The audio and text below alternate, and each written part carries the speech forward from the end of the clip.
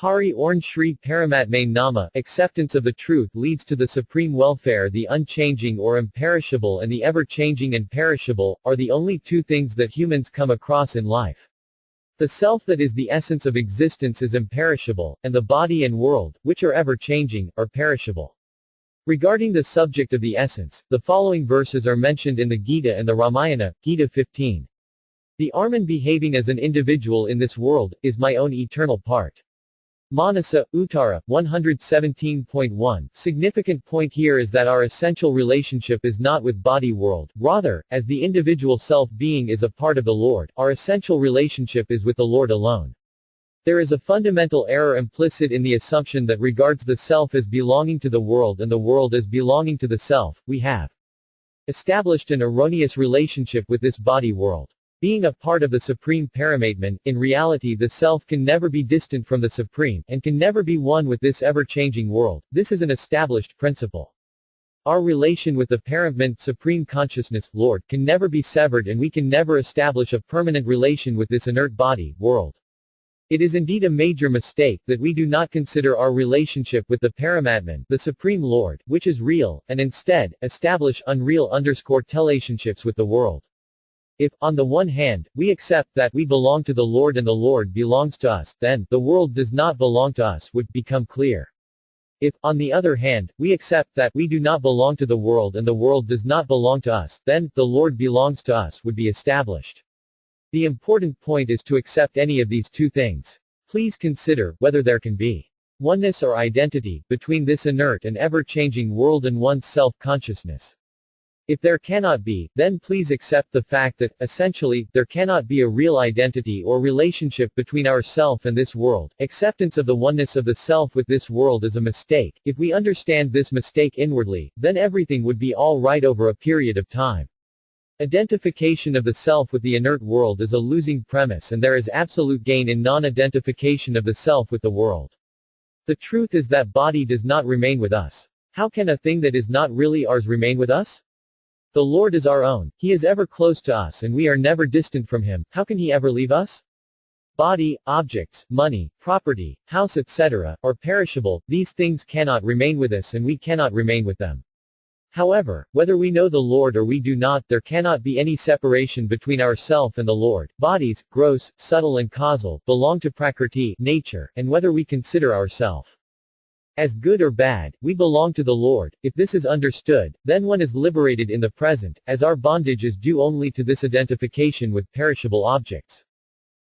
Despite the intellectual understanding of this teaching, we are unable to inwardly accept it. What should be done? A. Please consider if the acceptance of a fact is correct or its non-acceptance. If acceptance is considered as correct, then what stops it? If there is a beneficial teaching, one should accept it, even forcibly. It becomes simpler after acceptance. Basically, you do not like to accept the fact inwardly. In my opinion, this is basically due to a desire for enjoyments and pleasures. Due to this desire for pleasures, the fundamental truth is not accepted.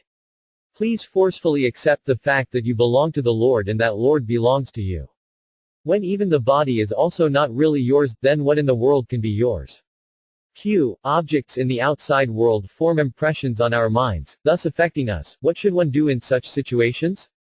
A. Do not value the impressions. When a likable thing is recognized, there is a desire in the mind to get it. Even when such an impression is formed, there should be this inner knowledge that nothing belongs to us. Instead of giving importance to the impression of the objects, one should value the fact of this inner knowledge. By considering impressions as significant, you lose sight of the real fact. Make a determined resolve right now, that you would no longer accept the impressions, but accept the reality from now on.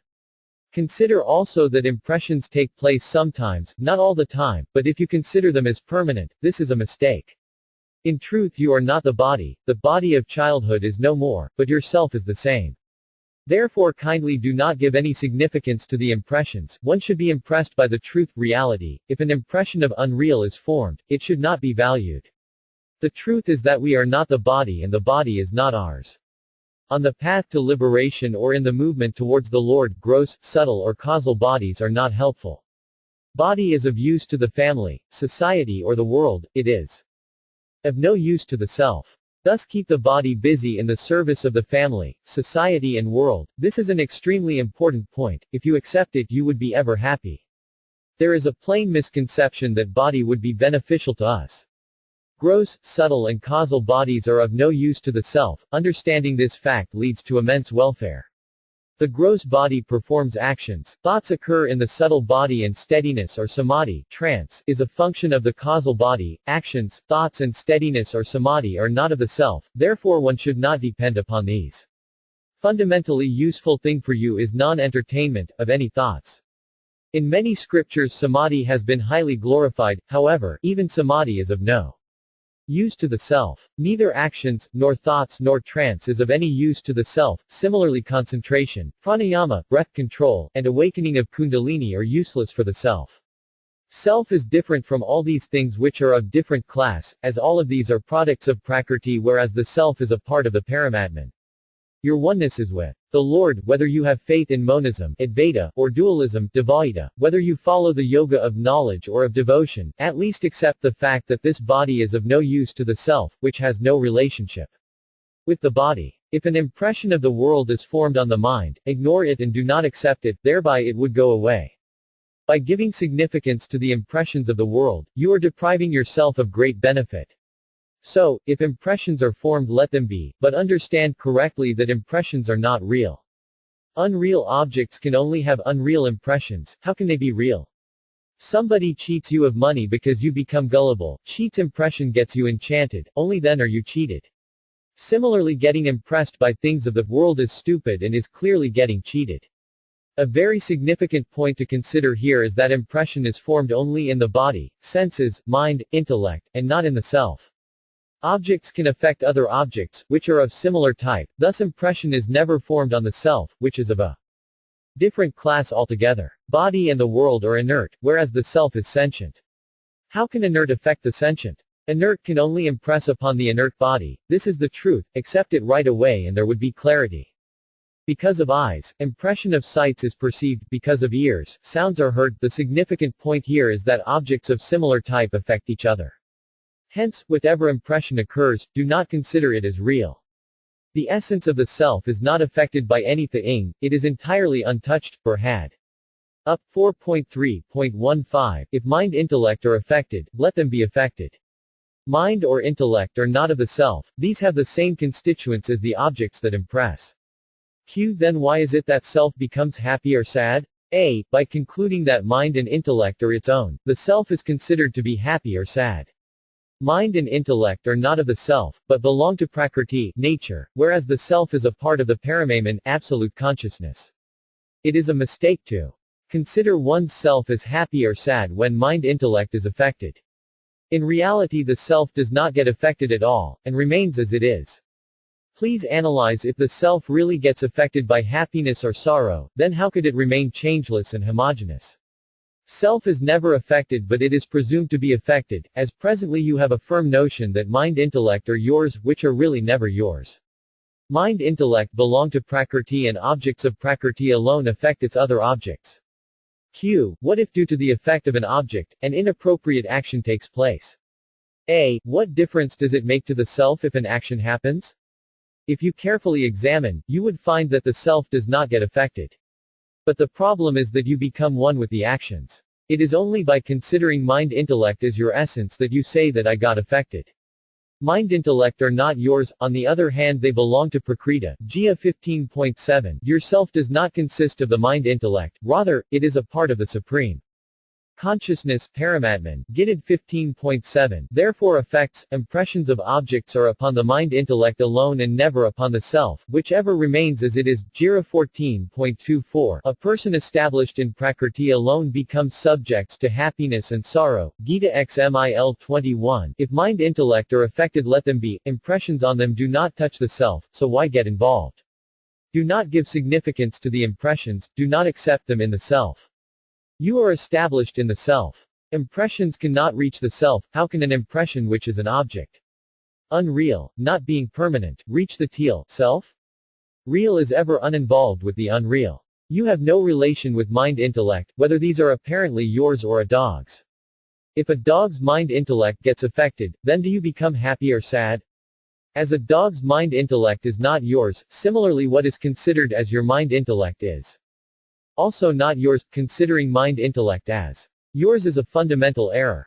By considering mind intellect as yours you freely suffer sorrows. Another very significant point to note is that in the separation between us and the Paramatman, supreme consciousness, there is no curtain of inertness, rather the curtain is due to our presumed relationship with the inert. Have not come across this vital point in books or scriptures, rather, in a particular situation in the company of saints. Hence one can reach fulfillment by accepting that fact that I does not have any relationship with body, senses, mind, intellect. Q. What practices one has to undertake to get rid of this relationship with inert? A. It is not greater than a matter of practicing something. Relationship with inert world does not dissolve by practice. On the other hand, viveka, discrimination, and vikara, right thinking, are helpful in severing of the presumed relationships with the inert. If you give due respect to your conclusions based on discrimination, then this relationship can be severed in the present.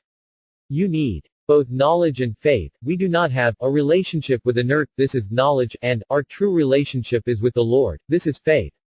Inert would not have any effect if it is well known that nothing in the infinite cosmos can be called ours. Practice does not produce this knowledge, but right discrimination can produce this result in an instant. Self does not get affected, the self is as it is. Actually, liberation is the nature of the self, and it is effortless. Liberation does not come about, it is. That which comes about goes away, and that which always is, never goes away. Jira 11.16 Non-existence never is and existence is never non-existent. You consider impressions as real, which are unreal or false. Self does not have any relationship with mind intellect. Someone asked Swami Sarananandaji, what is Kundalini? He answered that, I do not know what Kundalini is, but I surely know that, do not have any relation with Kundalini.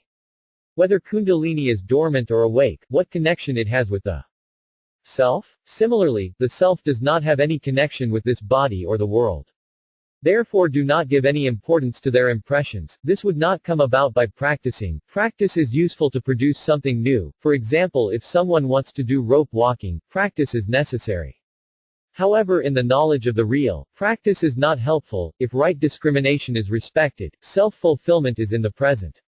You only need to remember that yourself does not have a relationship with inert objects, as they come from prakriti, nature, and yourself is a part of the Paramatman, supreme consciousness.